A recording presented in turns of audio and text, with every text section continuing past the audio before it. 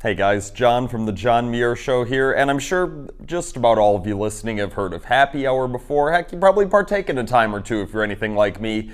But have you ever heard of reparations happy hour?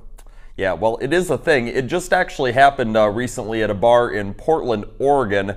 It was an event that was being organized by a local activist group called Brown Hope, as a way of people of color to meet, discuss policy issues, talk about any future collaborative events that they might want to work on, the like of that kind of stuff. All right, so you're probably asking, okay, so why was the word reparations included in happy hour? The reason reparations is included is because this event was largely funded by white people who were specifically told, give us money, but do not show up at this event.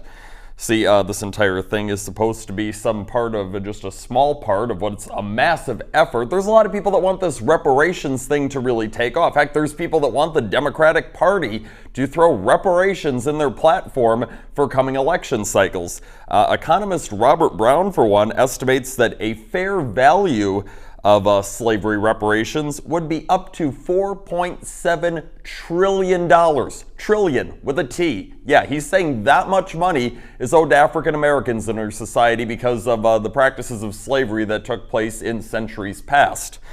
And Brown goes on to claim that that would restore the black community to the economic position that it would have had it not been subjected to slavery and discrimination. Look, this whole reparations happy hour thing, this would be funny if people weren't actually serious about this crap. This is absolutely unbelievable. If somebody came up to me and tried telling me, oh, give me some money for this reparations happy hour, oh, but you're not allowed to attend, I would laugh right in their damn face for saying something like that to me. Are you kidding me? I mean, keep in mind, my white self did absolutely nothing wrong. Heck, I was only born in 1992. My family didn't even come to this country until the 1960s. If we do the math on that one, that's about 100 years after the practice of slavery was outlawed in this country. So what on earth did my family do wrong, huh? And for any of my fellow white people in this country whose families have been here longer, who maybe, were around for slavery, heck, somebody whose great-great-great-grandpa owned a slave or two, how on earth are you going to try and tell those people that they should be held accountable? They should have to make good. They should have to pay money, all because of something that their ancestor did. Somebody from their same bloodline who they probably never even met before. You're going to try and tell me that, oh, as a result of that, you've got to give all your money to, people who, they themselves didn't actually go through slavery, but people who were the same color as them did.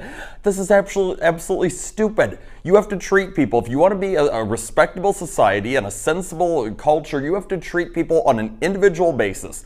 Judge them off of the things they themselves do, the things they themselves say, their individual character. You can't go lumping everybody together. I'm sick and tired of hearing about all this. Oh, let's lump all white people together. Let's lump all black people together. No, everybody is an individual. We are American citizens and we need to be judged individually, not collectively. And for a lot of these African Americans who are getting this money at the slavery reparations happy hour, what did they do? They didn't do anything to earn it.